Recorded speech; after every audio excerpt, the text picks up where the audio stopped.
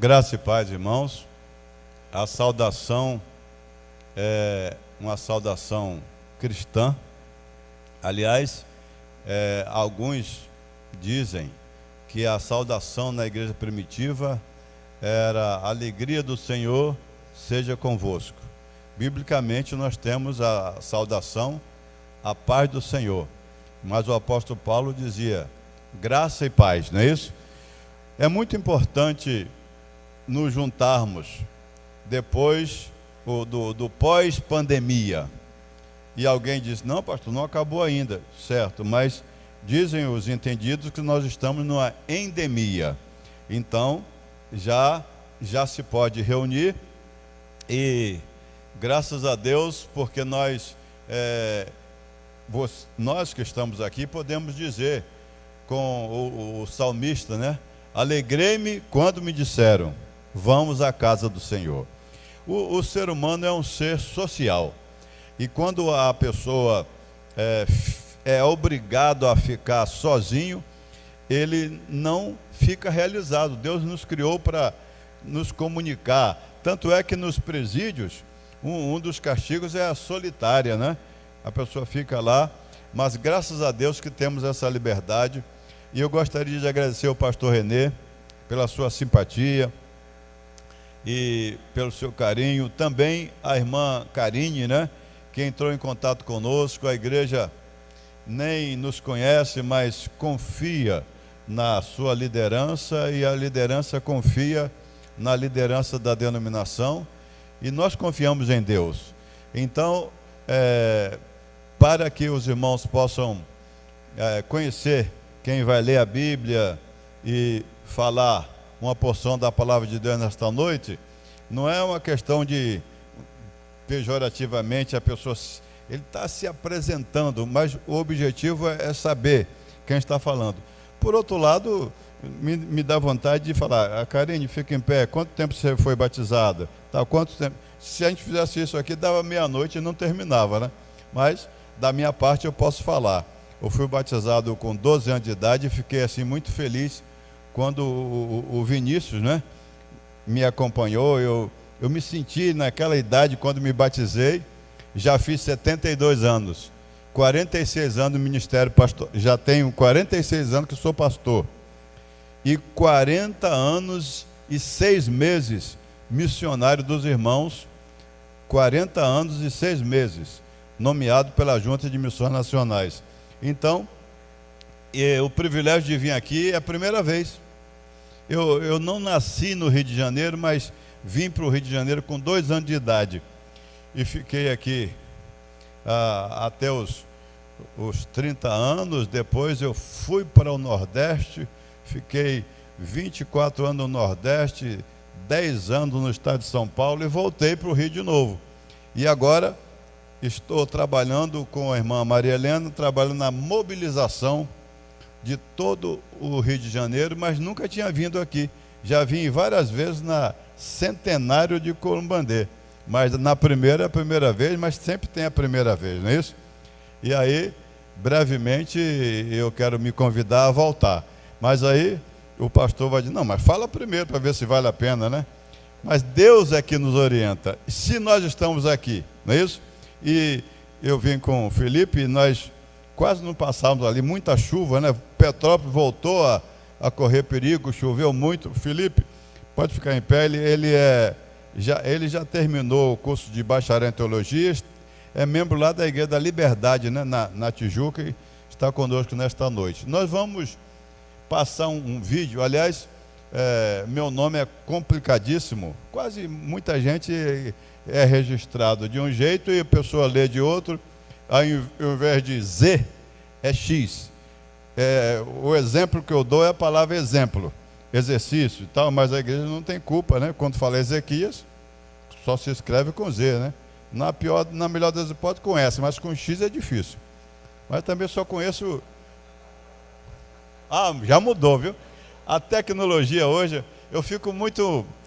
porque eu sou daquele tempo, né? 72 anos e alguns anos atrás, um irmão foi cantar com aquela fita cassete e enrolava, né? Então ele diz, meus irmãos, não tem playback, então vai playguela mesmo. Então, ele cantou a capela. Mas eu gostaria de dizer para os irmãos que nós estamos vivendo um tempo que divide as opiniões. É o fim do mundo. Não, é o princípio de dores. Mas uma coisa eu digo, há 50 anos atrás era tudo diferente, tá certo? Eu reconheço que nós estamos realmente já na caminhada final.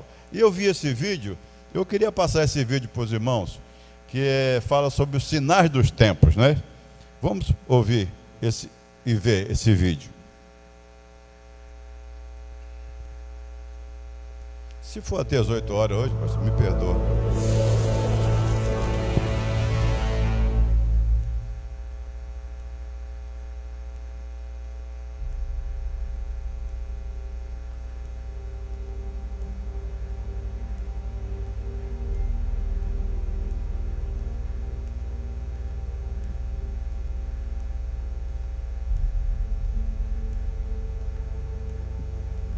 Esse vídeo, acho que é 5 minutos, já é uma pregação. Eu não sei se eu faço apelo depois ou prego. Realidade. Vamos ficar até quando enganando a nós mesmos?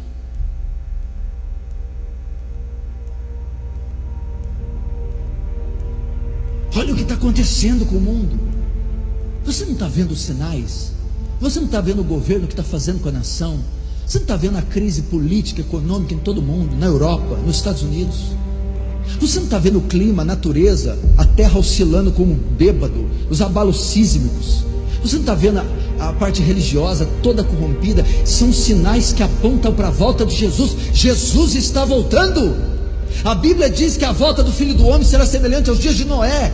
Comiam, bebiam, compravam e vendiam, casavam-se, davam-se casamento. Uma indiferença ia tomar o povo de Deus, e o povo de Deus não ia se aperceber da volta iminente de Cristo. Todos os sinais estão apontando para a volta. As pessoas estão indo.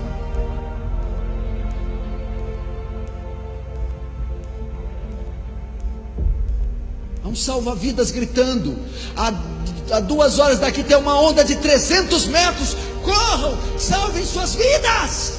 E o povo está lá jogando frescobol, vôlei de praia, tomando água, e o salva-vidas gritando como louco, igual um bobo. Pois eu estou dizendo, algumas horas, dias, meses daqui, a onda da ira de Deus, do juízo divino, da volta do Filho do Homem está prestes a vir. Salvem suas vidas antes que seja tarde. Não é tempo mais de perder tempo com coisas triviais, idiotas, fúteis. Não é tempo mais de ficar perdendo tempo com relacionamentos estúpidos. Há almas para se ganhar, há um reino para avançar, há uma bandeira do Evangelho para ser fincada. Conserte teu casamento, traga seus filhos para a presença de Deus, destrua aquilo que te faz pecar. A Bíblia não diz: o teu olho faz pecar, ora pelo olho. Se tua mão faz pecar, ora por ela, leva ela para consulta. Corta a sua mão, destrói o que faz pecar. Não adianta nós sermos só ouvintes, assistir Paul Washer, David Wilkerson, Paulo Júnior, livros. Não sejais somente ouvintes da palavra, mas praticantes. Todo aquele, pois, que ouve as minhas palavras e as pratica, assemelhá-lo-ei ao homem prudente, sensato, que edificou sua casa sobre a rocha. Vieram as chuvas, correram os rios, sopraram os ventos e combateram contra aquela casa, e ela não caiu. Mas todo aquele que ouve as palavras, as minhas palavras, e não as pratica, assemelhá-lo-ei ao homem insensato, tolo, estúpido, que edificou a sua casa sobre a areia. Desceram as chuvas, correram os rios, sopraram os ventos e combateram contra aquela casa, e ela caiu, e foi grande a sua ruína.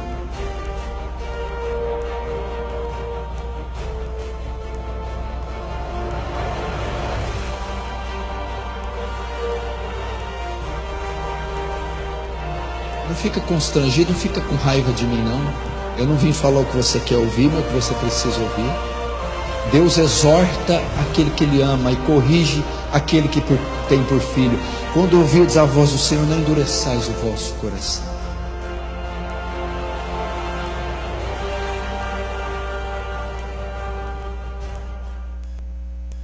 Então, irmãos, essa é a introdução, porque nós estamos vivendo um tempo de aproveitar as oportunidades, não é isso? É um privilégio. Por exemplo, quando a gente ouve falar sobre a Ucrânia, né, o pessoal no porão, é uma coisa do momento, não é do passado. E devemos dar graças a Deus pelo privilégio de podermos ter a liberdade que temos no Brasil. O Brasil é o celeiro de obreiros para o mundo. Quando a gente pensa em evangelizar, nós estamos também pensando, ao mesmo tempo estamos evangelizando. Por exemplo, ide por todo mundo pregar o evangelho a toda criatura. Então, o Brasil faz parte do mundo. E nós podemos ir em todo canto, com oração, com recursos e, quem está mais próximo, com evangelização pessoal. Nós queremos dizer aos irmãos que há 3 anos atrás eu fui com o pastor João Marcos, diretor da Junta de Missões Mundiais, com a minha esposa, com o Maurício de Missões Mundiais também. Nós fomos ao Oriente Médio. Nós fomos visitar a igreja sofredora dali. Meus irmãos, pode passar mesmo aquela foto. As mulheres que estavam ali, principalmente as mulheres, os homens também. Foi um momento de muito choro. Sabe por quê? Porque as janelas estavam fechadas e tudo no escuro, com uma banheira, uma piscina no meio da sala para realizar batismos. Proibido o batismo, risco de vida ou risco de morte, né? Quem fosse descoberto como cristão. Então ali nós participamos daquele, todo mundo com o celular ligado, e não se podia cantar aquele batismo, e o missionário dizia: você crê que, sem microfone, que Jesus Cristo é o Salvador, eu te batizo em nome do Pai. Então batizava naquele silêncio, no escuro, tudo fechado. Meus irmãos, cada caso que nós ouvimos ali, e essas 2 pessoas ali, aqueles 2 jovens, foram batizados. Pode passar outra foto? Então nós fomos lá, e aquela de preto é a irmã daquela que foi batizada. Então a minha esposa está de um lado, eu estou de outro, e aquelas pessoas dali, aquela que está do meu lado, ele foi batizada naquela sala fechada. E nós fomos também em Roma. Pode passar o outro, né? Nós fomos em Roma. E nós tivemos o privilégio de entrar na casa onde o apóstolo Paulo foi preso. É só ler lá em Atos, no finalzinho, né? Que ele ficou 6 meses preso. E nós entramos naquela casa, e ali eu fiz aquela pose como o apóstolo Paulo estava, né? E ele pregava ali sem impedimento nenhum. Então é uma viagem missionária que nem todos podem ir com os pés, mas podem ir com oração e com recurso. Eu gostaria de, nesta noite, falarmos sobre o tema A Sombra da Cabana. Vamos ficar em pé, vamos ler a Bíblia? Vamos ler no livro de Jonas, capítulo 4. Jonas, capítulo 4, o verso 5 e depois o verso 10 e o 11. Porque, a uma certa ocasião, alguém falou assim: esses pregadores crentes, eles leem só um pouquinho e falam um pocão. Mas tem pregador que lê Salmo 119, mas vamos ler em casa, né? Aqui eu vou ler só esses 3 versos. Jonas, capítulo 4, verso 5, diz assim: então Jonas saiu da cidade e assentou-se ao oriente da cidade, e ali fez uma cabana, e se assentou debaixo dela. E o verso 10: e disse o Senhor: tiveste compaixão da boboreira, na qual não trabalhaste, nem fizeste crescer, que numa noite nasceu e numa noite pereceu, e não hei de ter compaixão da grande cidade de Nínive, que estão mais de 120.000 homens que não sabem discernir entre a sua mão direita e a sua mão esquerda, e também muitos animais. Poder sentar. Nós queremos falar sobre o tema sentado à sombra da cabana. Jonas ficou assentado à sombra da cabana. Mas, meus irmãos, na realidade, nós temos nas igrejas evangélicas muitos ministérios. Quando eu fui ordenado há 46 anos atrás, as igrejas tinham comissão, não é, pastor Renê? Comissão de evangelismo, comissão, aí tinha um relator. Aí, na verdade, foi melhorando a questão de estratégia, de organograma, de administração eclesiástica. Então, a grande maioria tem ministério, né? Ministério de oração, ministério de evangelização, ministério de missões, ministério de ação social. Bem, mas eu quero dizer nesta noite que o maior ministério hoje nas igrejas evangélicas é o chamado ministério bancário. Ministério bancário. Não é que trabalha com os bancos, não. É aquele que fica sentado no banco. Então, há muito tempo atrás, eu aprendi que muitos membros de igreja, hoje em dia, membro de igreja, porque tem o membro, o hall de membro, né? Tem o hall, e tem o ralo, e tem o rolo. Ou seja, nem todo mundo frequenta, mas está com o nome lá. Aí depois, pastor, inventaram a história de um membro nativo e inativo. Bem, tudo bem, que hoje já não se exclui mais. Quando eu era criança, a pessoa era excluída da igreja. Hoje é proibido excluir. Bem, tudo bem. Mas vamos pensar aqui o seguinte. Jesus também falou, deixa crescer o joio junto com o trigo. Bem, mas eu quero dizer que o ministério bancário, tem algumas igrejas que querem fazer círculo, não é isso? Aí estão trocando o banco por cadeira. Aí tem o ministério cadeirante nas igrejas. O ministério cadeirante, na essência da palavra, no sentido espiritual, quem está no ministério cadeirante, ele não anda para evangelizar, tá certo? É cadeirante espiritualmente. E Jonas, ele tentou fugir de Deus. Pode passar, meu irmão. Hoje em dia, muita gente está tentando fugir dos planos de Deus.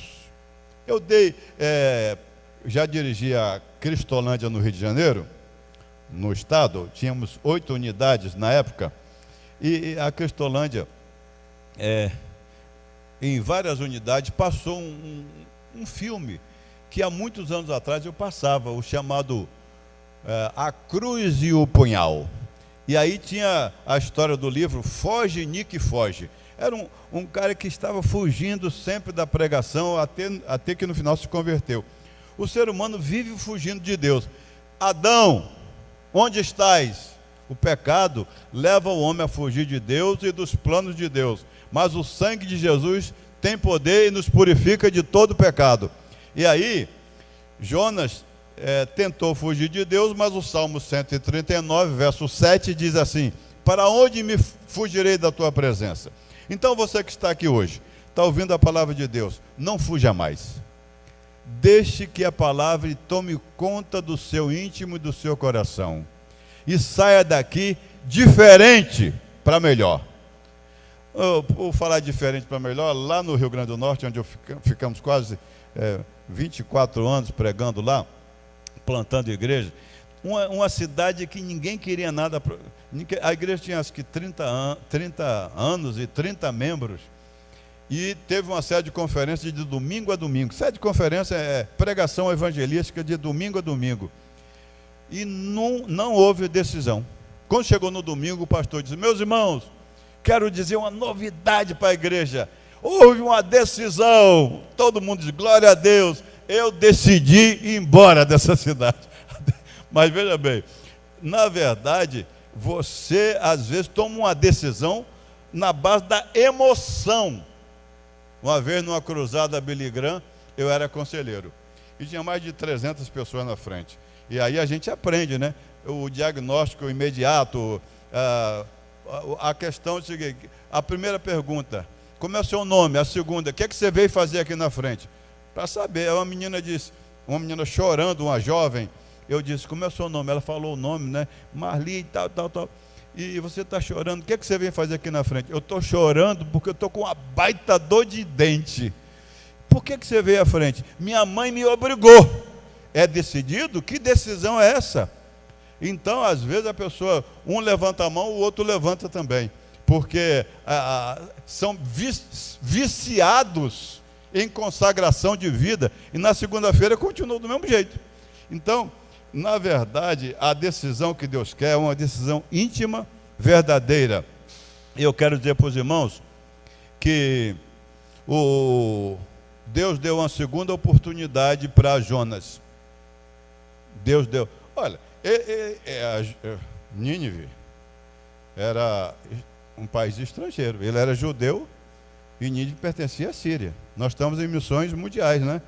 Quando eu fui ordenado era missões estrangeiras, mas mudou para missões mundiais. Mas a mesma coisa, é evangelizar lá quem está longe também. É Atos 1:8, ao mesmo tempo, aqui e lá. Mas Jonas, pode passar, meu irmão? Deus deu uma oportunidade e ele o que fez? Ele fez uma cabana, saiu da barriga da baleia, do grande peixe, escapou, porque ele primeiro, tentando fugir de Deus, ele tentou suicídio. Aliás, ele pediu para morrer, me jogue no mar, não é isso? Depois ele pediu para morrer de novo.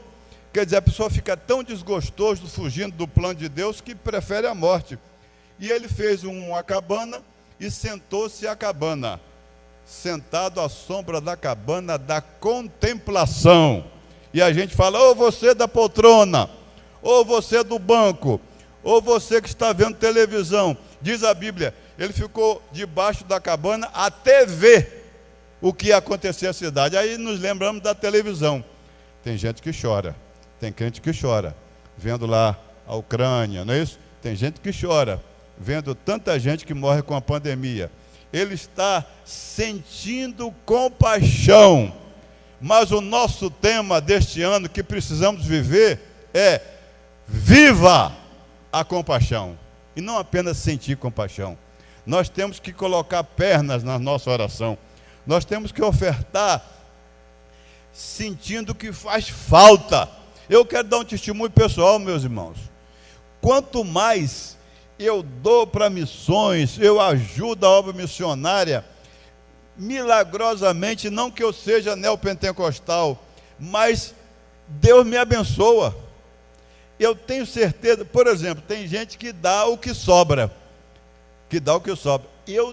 Desculpa se a igreja aqui faz isso, mas eu respeito, mas não concordo muito com o tal do real missionário, que tem que ser 100 paus missionário, está entendendo? Um realzinho. A pessoa tem compaixão, sabe de quê? Tem compaixão da sua aparência. Ele quer uma roupa de marca, ele quer, o sapato está apertando. Então, se por acaso der, aí eu oferto para missões. Mas missões não é só oferta, missões é oração. Eu me lembro do hino que diz assim: se a minha oração é sincera, serei testemunha onde estou. Não adianta apenas orar, é preciso orar dizendo: ó Deus, seja feita a tua vontade. Meus irmãos, Deus quer a salvação de todos. E aí, se a gente pede para Deus fazer a vontade dele, a gente vai parar de tentar dobrar Deus. A gente vai dobrar os joelhos. Está entendendo? Tem gente que fala assim: eu vou insistir com a pessoa, eu vou dobrar a pessoa. Ó Deus, eu quero isso, insistindo para dobrar Deus, dobrar o braço de Deus. Dobre os seus joelhos e diga: seja feita a tua vontade, mas ore. Experimente na sua vida dizendo: sabe uma coisa, eu vou experimentar, eu vou orar mais. Meus irmãos, você vai ficar assim, surpreso com os mínimos detalhes. Por exemplo, para a gente vir para a igreja, às vezes Deus nos livra de alguma coisa que a gente nem percebe, livramentos. A oração tem que ser, em primeiro lugar, de glorificação, exaltação, louvor ao poder de Deus. Em segundo lugar, de gratidão. Nós podemos andar, nós podemos falar, nós temos liberdade, tanta coisa para agradecer. E também pedir. Em tudo seja conhecido, mas segundo a vontade de Deus. Mas eu quero pedir ao irmão para passar mais um ponto. e Jonas ficou sentado debaixo da cabana da visão inadequada da obra missionária. O que é uma visão inadequada da obra missionária? Meus irmãos, nós temos que viver a compaixão imitando Jesus. Já estou crucificado com Cristo e vivo, não mais eu, mas Cristo vive em mim. E Jesus veio a este mundo para viver a compaixão. Lembra da multiplicação? Tendo compaixão da multidão, multiplicou os pães. Jesus veio a este mundo para viver a compaixão. Ele se moveu de íntima compaixão e ressuscitou o filho da viúva de Naim. E diz o texto que Jesus ouviu tanto Bartimeu dizer: filho de Davi, tenha compaixão de mim, tenha misericórdia de mim, que ele curou o cego Bartimeu. Jesus, pura compaixão, e nós temos que sair debaixo da cabana dessa visão inadequada da obra missionária. E também, pode passar outra cabana, Jonas estava sentado à sombra da cabana da indiferença. Se eu perguntar aqui, qual é o contrário de amor? Quem concorda que seja ódio? Levanta a mão. O contrário de amor é ódio? Dizem que é indiferença. O contrário de amor. A pessoa não ser notado, não ser destacado, ser desprezado. Jonas estava com a indiferença terrível. E, meus irmãos, nós sabemos que o verso 10 e 11 diz assim: Jonas, você não está tendo compaixão de Nínive? Está tendo compaixão de uma boboreira?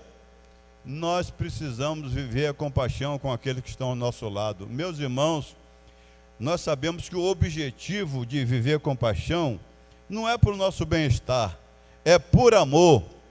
E esse amor de Deus, o amor que nos constrange, não é isso? O amor que nos impulsiona. Eu gosto muito de uma música, veja a letra deste hino. O amor de Deus. Se os mares todos fossem tintas e o céu sem fim fossem papel, se as hastes todas fossem penas e os homens todos escrivães, nem mesmo assim o amor seria descrito em seu fulgor. Ó maravilhas soberanas, é este eterno amor, sublime amor, o amor de Deus. É um amor incomparável. E ele ama a Nínive, ele amou a Nínive, ele perdoou a Nínive, ele quer perdoar a Rússia, ele quer perdoar o seu parente, ele quer perdoar o pessoal lá da China. Recentemente, semana passada, eu vi uma reportagem na China que os evangélicos não podiam nem pedir autorização para pregar, porque era desconsiderada a questão dos evangélicos. E outros podiam até pedir autorização. Meus irmãos, está havendo perseguição no mundo, e nós que temos liberdade, por que não fazemos mais? Nós sabemos que muita gente está sentada à sombra da cabana do medo. O medo, pode passar, já está lá o medo. O que é medo? Medo é muito bom. A criança tem que ter medo da energia elétrica, porque senão vai morrer eletrocutada. Tem que ter medo de atravessar a rua, tem que atravessar no verde. Mas o medo pecaminoso é o medo que trava. Eu quero contar uma experiência bíblica. Em Números, capítulo 13, em casa, quem puder, depois leia Números, capítulo 13. Sabe o que aconteceu? Moisés chamou 12 homens, um de cada tribo, 12 espias para olhar a terra prometida. E os 12 foram. Quando voltaram, deram o relatório. 10 deles ficaram com medo dos gigantes. Ficaram com medo e ficaram travados e disseram: não podemos ir. Os 10 espias, a não ser Josué e Caleb, os 10 tiveram medo e perderam a visão da promessa de Deus. Perderam a visão da presença de Deus com eles. Perderam a visão do poder de Deus. Então leve para casa e não perca a visão. PPP. Promessa de Deus, poder de Deus, presença de Deus. PPP. Tenha esta visão. Não tenha medo. Tenha coragem. E Deus falou para Josué depois: ser forte e corajoso. O medo que trava é o medo que atrapalha a obra, o avanço da obra missionária. Mas eu quero concluir dizendo que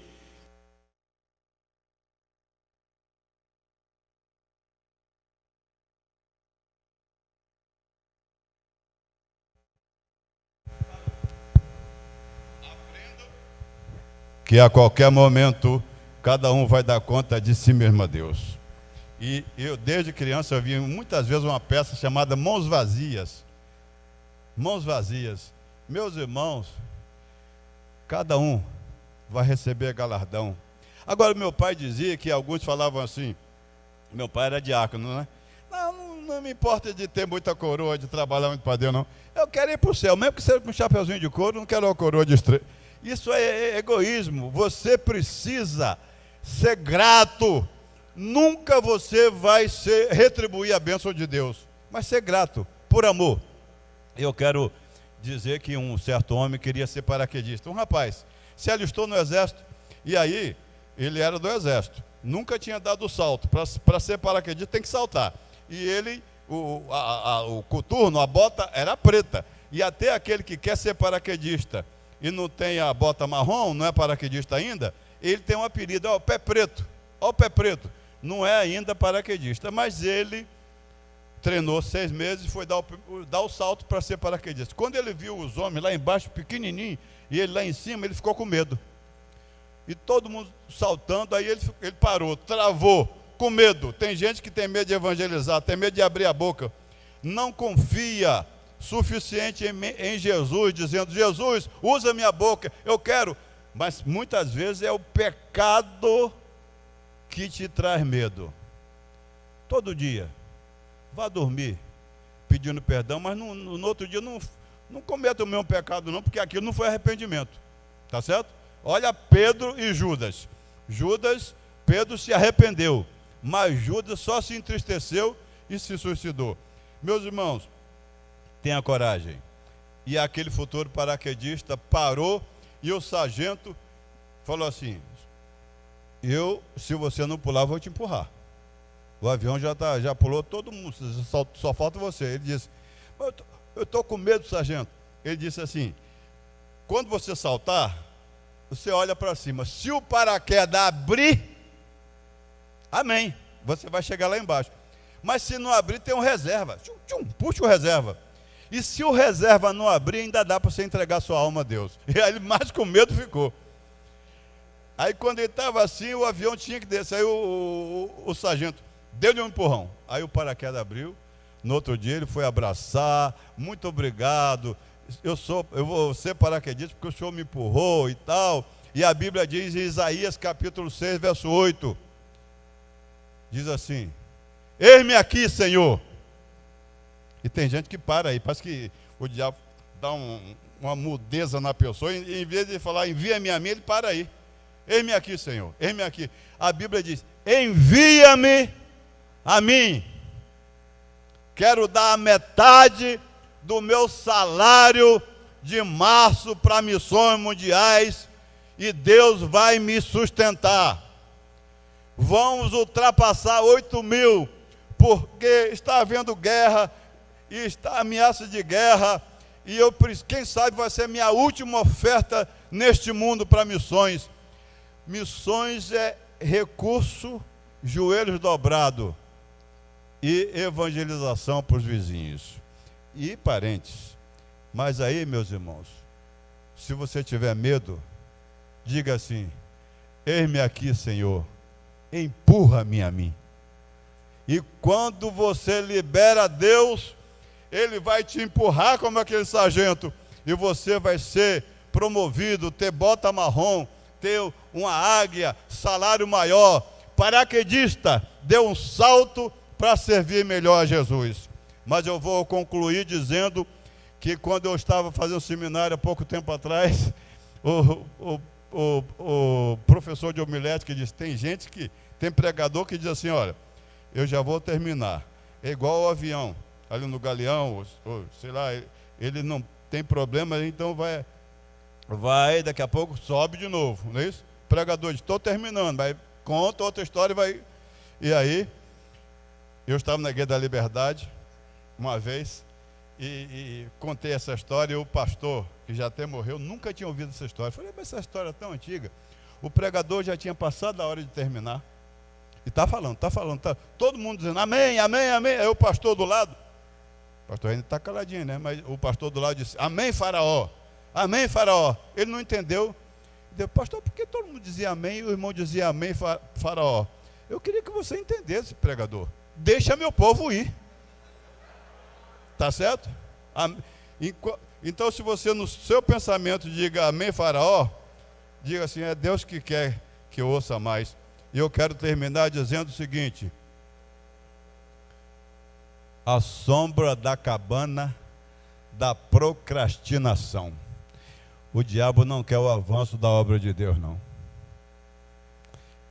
E o diabo diz no nosso ouvido, nós temos dois ouvidos, hein? É o Espírito Santo falando aqui e o diabo aqui. Então tapa esse aqui do diabo e só escuta Jesus falando agora. Jesus está dizendo: toma uma decisão séria de fazer mais por missões. Toma uma decisão séria de orar um pouquinho mais. Quando Deus te acordar 4 horas da manhã ou 3, ore, mesmo deitado. Comunhão com Deus é a base de todo sucesso. Meus irmãos, Deus tem todo o poder. Olha o PPP, presença de Deus, poder de Deus, certo? E também o quê? Promessa de Deus. Meus irmãos, o diabo diz assim: você deve dar uma oferta grande para missões, você deve evangelizar mais, você deve orar mais. Tudo está certinho, mas não toma decisão agora não. Olha só, ele vai falando verdade e a gente vai gostando, mas não toma decisão agora não. Procrastinação. Quero dizer para os irmãos, eu vou contar essa história e é a última. Amém? É a última. Mateus 28, 19 e 20. A grande comissão não é uma grande sugestão, é a grande comissão. Um pai tinha 3 filhos e disse: 3 homens. O quarto do filho mais velho estava horrível, muita bagunça, não podia nem entrar direito. Disse: olha, te dou 3 dias para você arrumar seu quarto. E aí, depois de 3 dias na mesa, o pai falou: e aí, arrumou o quarto? Ele disse: papai, começou a gaguejar. Eu fiz uma reunião com os meus irmãos, reunião estratégica, e depois eu fiz, arrumou o quarto. Escuta, papai, eu fiz uma reunião para cada ia levar o balde, outro pano e tal, reunimos tudo, mas hoje é o 3º dia. Arrumou o quarto? Ele disse: ainda não. Tem gente que faz reunião na igreja, ora, faz tudo, mas não está fazendo missões. Está deixando para depois. E meus irmãos, hino 295 do Cantor Cristão diz assim: tudo entregarei. Nunca entrega. Entregarei. Nós temos que cantar: tudo entrego agora, tudo entrego já. O último texto lá, pode passar, não é a cabana, é um verso bíblico. Acho que o irmão já saiu lá do computador. Diz assim a Bíblia: se hoje ouvirdes a minha voz, não sejam duros no vosso coração. Hebreus 13:15. Hebreus 13:15. Você está ouvindo a voz de Deus hoje? Ouviu a leitura da palavra de Deus? Não endureça o seu coração. Que fazes aqui, Elias? Sai debaixo da cabana. Tome uma decisão para fazer mais para missões. Amém? Diga para Deus de verdade: eu quero a partir de agora fazer mais por missões. Levanta a mão para o céu. Eu quero. Levanta a mão para o céu, continua com a mão para o céu e diga assim: Jesus, segura a minha mão, porque daqui a 5 minutos eu não aguento ficar com a mão assim, mas eu tomo a decisão. E hoje, 20 de março de 2022, vou sair melhor daqui, fazendo mais missões para a glória de Deus. Agora eu queria que todo mundo abaixasse a mão e ficasse em pé. Ficasse em pé. Pastor, nós estamos em missões nacionais. Eu fico até trêmulo em dizer isso. Nós temos no Brasil 500 radicais em missões nacionais. E queremos até o final desse ano chegar a 1000 radicais. Será que um radical é que dá 2 anos de trabalho, recebe só ajuda de custo? É 1.200 por mês o radical. E vai para a Amazonas, vai para o sertão. Nós temos que levantar obreiros. Agora, nós temos que levantar sustentadores. E também nós temos que levantar intercessores. Eu vou chamar aqui na frente para orar por vocês. Eu sei que vários vão vir. Para ser intercessor da obra missionária. E preencher um papel. É mais difícil se comprometer a orar todo dia do que dar R$30. Você vai sair do seu lugar, vai vir aqui à frente dizendo: eu quero orar por missões. Cadastrado, orar todo dia por missões. Eu quero contribuir mais por missões. Eu quero ser missionário radical. Eu quero fazer mais por missões nessas 3 áreas. Uma das 3. Ou eu quero me entregar a Jesus para meu nome ser escrito no livro da vida. Eu entrego minha vida a Jesus hoje. Eu quero me consagrar mais. Já são 19h40. Eu estou a 2 minutos, Karine, atrasado. Você falou, vai ter 7h40. Mas eu quero orar por quem tem coragem de vir à frente. Orar por missões. Pode vir. Eu quero orar por missões. Quem quer ser intercessor de missões, fica aqui que eu quero orar por você. Pastor, olha, tem muitos homens do passado que no tapete ficava a marca do joelho, que oravam muito. Eu quero orar mais por missões. Eu quero contribuir mais por missões. Eu quero ser missionário. Jovem, adolescente. Vinícius, 12 anos.